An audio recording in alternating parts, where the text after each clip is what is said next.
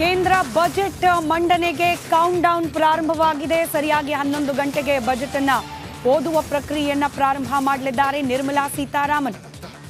ಫೆಬ್ರವರಿಯಲ್ಲಿ interim budget ಅನ್ನು ಮಂಡನೆ ಮಾಡಿದ್ರು. ಚುನಾವಣೆ ಇದ್ದ ಕಾರಣ ಪೂರ್ಣ ಪ್ರಮಾಣದ ಬಜೆಟ್ ಆಗಿರಲಿಲ್ಲ ಅದು. ಆದರೆ ಆ ಸಂದರ್ಭದಲ್ಲೇನೆ ಬಹಳ ವಿಶ್ವಾಸದಿಂದ ಮಾತನಾಡಿದ್ರು ನಿರ್ಮಲಾ ಸೀತಾರಾಮನ್ ಅವರು. ಮುಂದಿನ ಅವಧಿಗೂ ಕೂಡ ನಮ್ಮದೇ ಸರ್ಕಾರ ಬರುತ್ತೆ, ಹೀಗಾಗಿ ಇದನ್ನೇ ಪೂರ್ಣ ಪ್ರಮಾಣದ ಬಜೆಟ್ ಅಂತ ಹೇಳಿ ಪರಿಗಣಿಸಬಹುದು ಅಂತ ಹೇಳಿ. ಆದರೆ ವಾಡಿಕೆ ಅದರಂತೆ ಇದೀಗ ಬಜೆಟ್ ಮಂಡನೆಗೆ ಸಿದ್ಧತೆಯನ್ನ ಬಿರುಸುಗೊಳಿಸಿದ್ದಾರೆ. ರಾಷ್ಟ್ರಪತಿ ಭವನಕ್ಕೆ ತೆರಳಿ ರಾಷ್ಟ್ರಪತಿಗಳಿಂದ ಅನುಮತಿಯನ್ನ ಪಡೆದಿದ್ದಾರೆ ನಿರ್ಮಲಾ ಸೀತಾರಾಮನ್ ಅವರು. ರಾಷ್ಟ್ರಪತಿಗಳ ಒಪ್ಪಿಗೆ ಕೂಡ ಸಿಕ್ಕಿದೆ.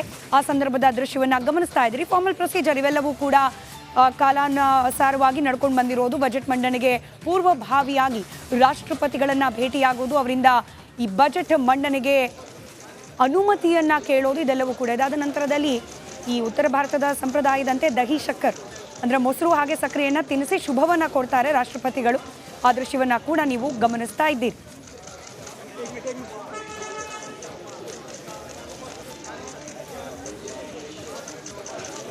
ಪ್ರಮುಖವಾಗಿ ಬೆಲೆ ಏರಿಕೆಯ ಬರೆಯಲ್ಲಿ ಬಳಲಿರುವ ಮಧ್ಯಮ ವರ್ಗದ ಜನರಿಗೆ ಈ ಬಾರಿಯ ಬಜೆಟ್ನಲ್ಲಿ ಏನಾದರೂ ಸಮಾಧಾನ ಆಗುವ ಸಂಗತಿಗಳು ಸಿಗುವ ಸಾಧ್ಯತೆ ಇದೆಯಾ? ಇದಕ್ಕಿಂತ ಹೆಚ್ಚಿನದಾಗಿ ಮಿಡಲ್ ಕ್ಲಾಸ್, ಸ್ಯಾಲ್ರಿಡ್ ಕ್ಲಾಸ್, ಮಧ್ಯಮ ವರ್ಗದ ಜನರಿಗೆ ಟ್ಯಾಕ್ಸ್ನಲ್ಲಿ ಏನಾದರೂ ಕನ್ಸೆಷನ್ಗಳು ಈ ಬಾರಿ ಸಿಗುತ್ತಾ, ಅಥವಾ ಸ್ಟ್ಯಾಂಡರ್ಡ್ ಡಿಡಕ್ಷನ್ನಲ್ಲಿ ಏನಾದರೂ ಏರಿಕೆಯನ್ನು ಮಾಡಿ ಆ ಮೂಲಕ ಹೆಚ್ಚಿನ ಪ್ರಮಾಣದಲ್ಲಿ ಹಣ ಕೈಯಲ್ಲಿ ಉಳಿಯುವಂತೆ ಮಾಡುವ ಸಾಧ್ಯತೆಗಳಿದೆಯಾ ಅನ್ನೋದು ಈ ಬಾರಿಯ ಬಜೆಟ್ನ ನಿರೀಕ್ಷೆಗಳ ಪೈಕಿ ಅಗ್ರಸ್ಥಾನದಲ್ಲಿ ನಿಲ್ತಾ ಇರೋದು. ಇದರ ಜೊತೆಗೆ ಆರ್ಥಿಕತೆಗೆ ಉತ್ತೇಜನವನ್ನ ನೀಡಿ ಮೂರನೇ ಅತಿ ದೊಡ್ಡ ಆರ್ಥಿಕತೆ ಆಗುವ ಕಡೆಗೆ ಹೆಜ್ಜೆ ಇಡುವಲ್ಲಿ ಯಾವ ರೀತಿಯ ನಿರ್ಧಾರಗಳನ್ನು ಕೈಗೊಳ್ಳುತ್ತೆ ಕೇಂದ್ರ ಸರ್ಕಾರ ಅನ್ನೋದ್ರ ಬಗ್ಗೆ ಕೂಡ ಸಾಕಷ್ಟು ಕುತೂಹಲ ಇದೆ. ಇನ್ನು ಈ ಬಾರಿ ಮೈತ್ರಿ ಸರ್ಕಾರ ಆಗಿರುವ ಕಾರಣ ಕಳೆದ 2 ಅವಧಿಯಲ್ಲಿ ಬಿಜೆಪಿಯೇ ಬಲಿಷ್ಠ ಪಕ್ಷ ಆಗಿದ್ರು. NDA ಒಳಗೆ ತಮಗೆ ಇಚ್ಛೆಯ ಕೆಲವೊಂದಷ್ಟು ಮಾರ್ಪಾಡುಗಳನ್ನು, ಕೆಲವೊಂದಷ್ಟು ಹೊಸ ನಿಯಮಗಳನ್ನು, ಕೆಲವೊಂದಷ್ಟು ಹೊಸ ಎಕ್ಸ್ಪೆರಿಮೆಂಟ್ಗಳನ್ನು ಮಾಡುವ ಸ್ವಾತಂತ್ರ್ಯ ಇತ್ತು. ಆದರೆ ಈ ಬಾರಿ ಮೈತ್ರಿ ಸರ್ಕಾರ ಆಗಿರೋದ್ರ ಕಾರಣ ದೋಸ್ತಿ ಪಾಳೆಯಗಳ ರಾಜ್ಯಗಳಿಗೆ ಹೆಚ್ಚಿನ ಮನ್ನಣೆಯನ್ನ ಈ ಬಾರಿಯ ಬಜೆಟ್ನಲ್ಲಿ ಕೊಡುವ ಅನಿವಾರ್ಯತೆಗೆ ಸಿಲುಕಿದೆಯಾ ಕೇಂದ್ರ ಸರ್ಕಾರ ಅನ್ನೋ ಕುತೂಹಲ ಇದ್ದೇ ಇದೆ. ಇದರ ಜೊತೆಗೆ ರಾಜ್ಯ ಕೇಂದ್ರಗಳ ನಡುವಿನ ಆ ಒಂದು ಸಂಬಂಧವನ್ನ, ಆರ್ಥಿಕ ಸಂಬಂಧವನ್ನ ಉತ್ತಮವಾಗಿ ಇರಿಸಿಕೊಳ್ಳುವ ಬಗ್ಗೆ, ಮತ್ತಷ್ಟು ಸುಧಾರಿಸಿಕೊಳ್ಳುವ ಬಗ್ಗೆ ಈ ಬಾರಿಯ ಬಜೆಟ್ನಲ್ಲಿ ಯಾವ ರೀತಿಯ ಪ್ರಯತ್ನಗಳಾಗುತ್ತೆ ಅನ್ನೋದನ್ನ ಕೂಡ ಕಾದು ನೋಡಬೇಕಾಗಿದೆ. ದೃಶ್ಯದಲ್ಲಿ ಗಮನಿಸ್ತಾ ಇದ್ದೀರಿ, ಒಂದ್ ಕಡೆ ನಿರ್ಮಲಾ ಸೀತಾರಾಮನ್ ಅವರು ಬಜೆಟ್ ಪ್ರತಿಯನ್ನ ತೋರಿಸ್ತಾ ಇರೋದು. ಸಾಮಾನ್ಯವಾಗಿ ಕೋವಿಡ್ಗಿಂತ ಮುಂಚೆ ಹಾರ್ಡ್ ಕಾಪೀಸ್ ಅಂದರೆ ಪೇಪರ್ ಇರ್ತಾ ಇತ್ತು, ಬುಕ್ಲೆಟ್ ಇರ್ತಾ ಇತ್ತು, ಅದನ್ನು ಓದ್ತಾ ಇದ್ರು. ಆದರೆ ಕಾಂಟ್ಯಾಕ್ಟ್ಲೆಸ್, ಪೇಪರ್ಲೆಸ್ ಬಜೆಟನ್ನು ಮಾಡಬೇಕು ಅನ್ನೋ ಕಾರಣಕ್ಕೆ ಟ್ಯಾಬ್ಲೆಟ್ನಲ್ಲಿ, ಎಲೆಕ್ಟ್ರಾನಿಕ್ ಗೆಜೆಟ್ನಲ್ಲಿ ಆ ಬಜೆಟನ್ನು ಮಂಡನೆ ಮಾಡುವ ಪ್ರಕ್ರಿಯೆಗೆ ಚಾಲನೆಯನ್ನು ನೀಡಲಾಯಿತು. ಈಗಲೂ ಕೂಡ ಬಹುತೇಕ ಎಲೆಕ್ಟ್ರಾನಿಕ್ ಗೆಜೆಟ್ನಲ್ಲೇ ನಿರ್ಮಲಾ ಸೀತಾರಾಮನ್ ಅವರು ಬಜೆಟನ್ನು ಓದ್ತಾರೆ. ಅದರ ಪ್ರತಿಯನ್ನು ನಿಮಗೆ ತೋರಿಸ್ತಾ ಇರೋದನ್ನು ಗಮನಿಸ್ತಾ ಇದ್ದೀರಿ. ಮತ್ತೊಂದು ಕಡೆಯಲ್ಲಿ ರಾಷ್ಟ್ರಪತಿ ದ್ರೌಪದಿ ಮುರ್ಮು ಅವರನ್ನು ಭೇಟಿ ಮಾಡಿ ಈ ಬಜೆಟ್ ಮಂಡನೆಗೆ ಅನುಮತಿಯನ್ನು ಪಡೆದುಕೊಂಡ ಸಂದರ್ಭದ ದೃಶ್ಯವನ್ನು ಕೂಡ ಗಮನಿಸ್ತಾ ಇದ್ದೀವಿ. ನಿನ್ನೆಯಷ್ಟೇ ಪ್ರಧಾನಿ ನರೇಂದ್ರ ಮೋದಿ ಮಾತನಾಡಿದ್ದನ್ನು ಗಮನಿಸಿದ್ವಿ ನೋಡಿ. ಚುನಾವಣೆ ಸಂದರ್ಭದಲ್ಲಿ ಎಲ್ಲ ಪಕ್ಷಗಳು ಕೂಡ ರಾಜಕೀಯ ಮಾಡಿದ್ದಾಯಿತು, ಎಲ್ಲ ವಿಚಾರಗಳನ್ನೂ ಕೂಡ ರಾಜಕೀಯಗೊಳಿಸಿದ್ದಾಯಿತು. ಈಗ ಸರ್ಕಾರ ರಚನೆ ಆಗಿದೆ, ಇನ್ನು ದೇಶದ ಆರ್ಥಿಕ ಸ್ಥಿತಿಯ ಸುಧಾರಣೆ ಕಡೆಗೆ ಗಮನ ಕೊಡೋಣ, ಅದಕ್ಕೆ ಎಲ್ಲ ಪಕ್ಷಗಳು ಕೂಡ ಒಗ್ಗಟ್ಟಿನ ಪ್ರಯತ್ನವನ್ನು ಮಾಡೋಣ, ಹೀಗಾಗಿ ಬಜೆಟನ್ನು ಬಜೆಟ್ ರೀತಿಯಲ್ಲಿ ನೋಡೋಣ, ಇದರಲ್ಲಿ ರಾಜಕೀಯ ಬೇಡ ಅನ್ನೋದನ್ನು ಪರೋಕ್ಷವಾಗಿ ಮನವಿ ಮಾಡಿಕೊಂಡಿದ್ದಾರೆ. ಅದರ ವಿರೋಧ ಪಕ್ಷಗಳು ಒಂದಷ್ಟು ವಿಚಾರಗಳನ್ನು ಕೈಯಲ್ಲಿ ಗಟ್ಟಿಯಾಗಿ ಇಟ್ಕೊಂಡು ಕೂತಿವೆ. ಮೋದಿ ಸರ್ಕಾರದ ವಿರುದ್ಧವಾಗಿ ಚಾಟಿ ಬೀಸುವ ಸಲುವಾಗಿ, ಅದರಲ್ಲೂ ಬೆಲೆ ಏರಿಕೆ ವಿಚಾರ, ನಿರುದ್ಯೋಗ ಸಮಸ್ಯೆಯ ವಿಚಾರ, ರಾಜ್ಯ ಹಾಗೆ ಕೇಂದ್ರದ ನಡುವೆ ತಾರತಮ್ಯ, ಮಲತಾಯಿ ಧೋರಣೆಯಂಥ ವಿಚಾರ, ಪ್ರಮುಖವಾಗಿ ಕರ್ನಾಟಕದ ಕಡೆಯಿಂದಲೇ ಗಟ್ಟಿ ಧ್ವನಿ ಚುನಾವಣೆ ಸಂದರ್ಭದಲ್ಲಿ ಮಲತಾಯಿ ಧೋರಣೆ, ತಾರತಮ್ಯ ಇತ್ಯಾದಿ ಮಾತುಗಳನ್ನು ಕೇಳಿದ್ದನ್ನು ನಾವು ಗಮನಿಸಿದ್ವಿ. ಹೀಗಾಗಿ ಇದೆಲ್ಲವನ್ನ ಕೂಡ ಸರಿದೂಗಿಸಿಕೊಂಡು ಬಜೆಟ್ ಮಂಡನೆಯನ್ನು ಮಾಡಲಾಗುತ್ತಾ ಕಾದು ನೋಡೋಣ. 11 ಗಂಟೆ ಸರಿಯಾಗಿ ಬಜೆಟನ್ನು ಮಂಡಿಸಲಿಕ್ಕೆ ಪ್ರಾರಂಭ ಮಾಡ್ತಾರೆ ವಿತ್ತ ಸಚಿವೆ ನಿರ್ಮಲಾ ಸೀತಾರಾಮನ್. ಕಳೆದ ಬಾರಿಯ ಬಜೆಟ್ ಗಾತ್ರ 47.65 ಲಕ್ಷ ಕೋಟಿ. ಇಂಟ್ರೀಮ್ ಬಜೆಟ್ ಇದನ್ನು ಹೆಚ್ಚಿಗೆ ಮಾಡ್ತಾರಾ ಅಥವಾ ಇದರ ಆಸುಪಾಸಿನಲ್ಲೇ ಬಜೆಟ್ ಮಂಡನೆ ಆಗುತ್ತಾ? ಒಂದು ಅಂದಾಜಿನ ಪ್ರಕಾರ 50 ಲಕ್ಷ ಕೋಟಿಯ ಲೇಖಾನುದಾನವನ್ನು ಪ್ರಕಟ ಮಾಡಬಹುದು ನಿರ್ಮಲಾ ಸೀತಾರಾಮನ್ ಅವರು ಅನ್ನೋ ನಿರೀಕ್ಷೆ ಇದೆ. ಫಿಸಿಕಲ್ ಡೆಫಿಸಿಟ್ ಬಗ್ಗೆ ಕೂಡ ಭರವಸೆಯ ಮಾತುಗಳನ್ನು ಆಡಿದ್ರು ಕಳೆದ ಬಾರಿಯ ಇಂಟ್ರೀಮ್ ಬಜೆಟ್ ಸಂದರ್ಭದಲ್ಲಿ.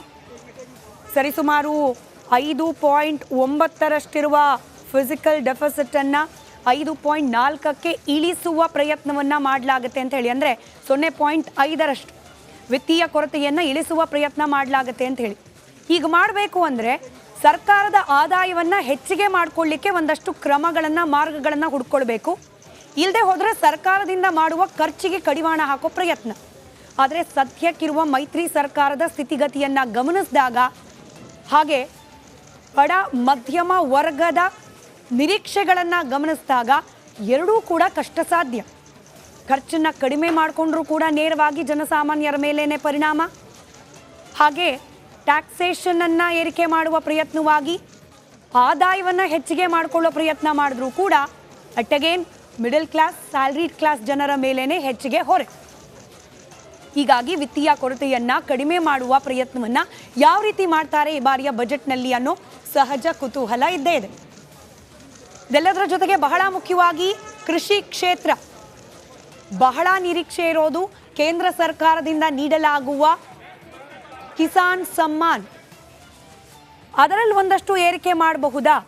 ಪ್ರತಿ ತಿಂಗಳು ಕೈಗೆ 1,000 ಸಿಗೋ ರೀತಿಯಲ್ಲಿ 12,000ಕ್ಕೆ ಈ ಕೃಷಿ ಸಮ್ಮಾನ್ ಏರಿಕೆ ಮಾಡಬಹುದಾ? ನಿರೀಕ್ಷೆ ಇದ್ದೇ ಇದೆ.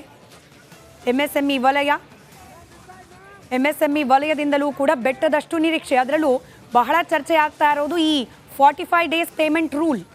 ಇದರ ಬಗ್ಗೆ ಏನಾದರೂ ನಿರ್ಮಲಾ ಸೀತಾರಾಮನ್ ಅವರು ಖಡಕ್ಕಾದ ನಿಲುವನ್ನು ಪ್ರಕಟ ಮಾಡ್ತಾರಾ ಬಜೆಟ್ನಲ್ಲಿ ಅನ್ನೋದು. ಇದೆಲ್ಲದಕ್ಕೂ ಉತ್ತರ ಇನ್ನೇನು ಕೆಲವೇ ಕ್ಷಣಗಳಲ್ಲಿ ಲಭ್ಯವಾಗಲಿದೆ. 11 ಗಂಟೆಗೆ ಸರಿಯಾಗಿ ಬಜೆಟ್ ಮಂಡನೆ ಪ್ರಕ್ರಿಯೆಯನ್ನು ಪ್ರಾರಂಭ ಮಾಡಲಿದ್ದಾರೆ ನಿರ್ಮಲಾ ಸೀತಾರಾಮನ್.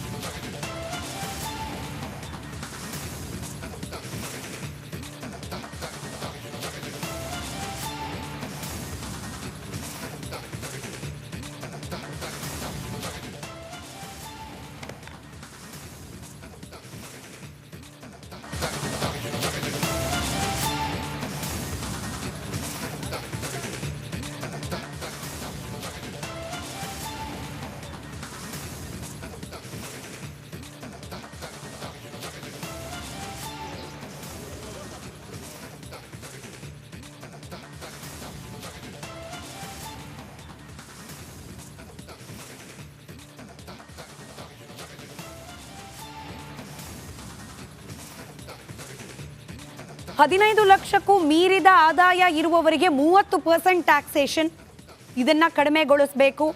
ಹಾಗೆ ಏಂಜಲ್ ಟ್ಯಾಕ್ಸ್, ಪ್ರಮುಖವಾಗಿ ಸ್ಟಾರ್ಟಪ್ಗಳ ವಿಚಾರದಲ್ಲಿ ಹೆಚ್ಚಿಗೆ ಚರ್ಚೆ ಆಗ್ತಾ ಇರೋದಂತಂದರೆ ಏಂಜಲ್ ಟ್ಯಾಕ್ಸ್. ಇದ್ರ ಬಗ್ಗೆ ಗಮನವನ್ನು ವಹಿಸಬೇಕು, ಅದನ್ನು ಸ್ಟಾಪೇ ಮಾಡಿಬಿಡಬೇಕು ಅನ್ನೋ ಆಗ್ರಹ ಇದೆ. ಪ್ರಾಕ್ಟಿಕಲಿ ಅದು ಸಾಧ್ಯನಾ? ಅದ್ರ ಬಗ್ಗೆ ಕೂಡ ಚರ್ಚೆ ಇದ್ದೇ ಇದೆ. ಇದರ ಜೊತೆಗೆ ವಿರೋಧ ಪಕ್ಷಗಳಿಗೆ ಹೆಚ್ಚಿಗೆ ಟೀಕೆ ಮಾಡಲಿಕ್ಕೆ ಅವಕಾಶ ಕೊಡದೇ ಇರೋ ರೀತಿಯಲ್ಲಿ, ಮೈತ್ರಿ ಪಕ್ಷಗಳಿಗೆ ಸಮಾಧಾನ ಆಗೋ ರೀತಿಯಲ್ಲಿ ಬಜೆಟ್ ಮಂಡನೆ ಮಾಡೋದು ಸದ್ಯಕ್ಕಿರುವ ದೊಡ್ಡ ಜವಾಬ್ದಾರಿ. 7ನೇ ಬಾರಿಗೆ ಬಜೆಟ್ ಮಂಡನೆಯನ್ನ ಮಾಡಲಿಕ್ಕೆ ಸಿದ್ಧರಾಗ್ತಾ ಇದ್ದಾರೆ ನಿರ್ಮಲಾ ಸೀತಾರಾಮನ್ ಅವರು.